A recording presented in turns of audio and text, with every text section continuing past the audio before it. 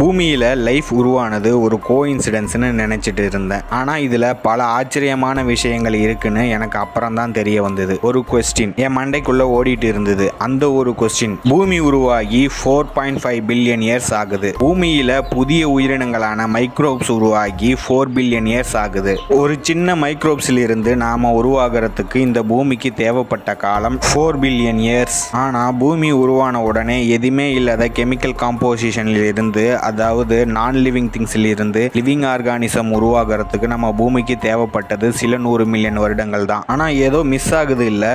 இதுதான் இந்த பிரபஞ்சத்தில் உயிர்கள் உருவான கதை. நான் படித்த தியரி என்ன சொல்லுதுன்னா, முதல் மைக்ரோப் பார்க்கறதுக்கு சின்னதாக இருந்தாலும் அதில் இருக்கிற ஜீனோம், அதாவது டிஎன்ஏ, ஒரு காம்ப்ளெக்ஸான விஷயம்தான். அந்த ஜீனோம் ஒரு சில 100 மில்லியன் வருடத்துக்குள்ளேயே உருவாகி இருக்குன்னு சொன்னால் அது நம்புகிற மாதிரி இல்லை. அது உருவாகிறதுக்கு எவ்வளவு ட்ரையல்ஸ் எடுத்திருக்கும், அதில் எவ்வளவு எரர்ஸ் இருந்திருக்கும். இந்த பில்லியன் இயர்ஸ் ஆஃப் எவல்யூஷனில் ஒவ்வொரு காலகட்டத்திலையும் நம்ம பூமியில் புது புது உயிரினங்கள் உருவாகி வந்துக்கிட்டே இருக்கு. அது கூடவே அதோடைய ஜீனோம் சைஸும் டபுள் ஆகிட்டே வந்துட்டு இருக்கு. எல்லாத்தையும் சேர்த்து வச்சு பார்த்தோம்னா ஒவ்வொரு 350 மில்லியன் வருஷத்துக்கும் இந்த ஜீனோம் டபுள் ஆகுது. பட் இதோடைய ஸ்டார்டிங் பாயிண்டை கண்டுபிடிக்க நாம இன்னும் பின்னோக்கி போகணும். அதாவது 10 பில்லியன் இயர்ஸுக்கு பின்னாடி நம்ம பூமியோடைய வயதை விட 2 மடங்கு அதிகம். லைஃப் அப்போ உருவாகலனா வேற எப்போ உருவாகி இருக்கும்? ஒரு பேசிக் லைஃப் ஃபார்ம் ஆகிறதுக்கு 2 விஷயம் தேவை. அதுக்கு தேவையான கெமிக்கல் காம்போசிஷன், அப்புறம் வாட்டர் லிக்விட் மீடியம்ல இருக்கிறதுக்கான கரெக்டான டெம்பரேச்சர். அப்போதான் அந்த கெமிக்கல் மாலிகுல்ஸ் ஒன்னோட ஒன்று மூவ் ஆகி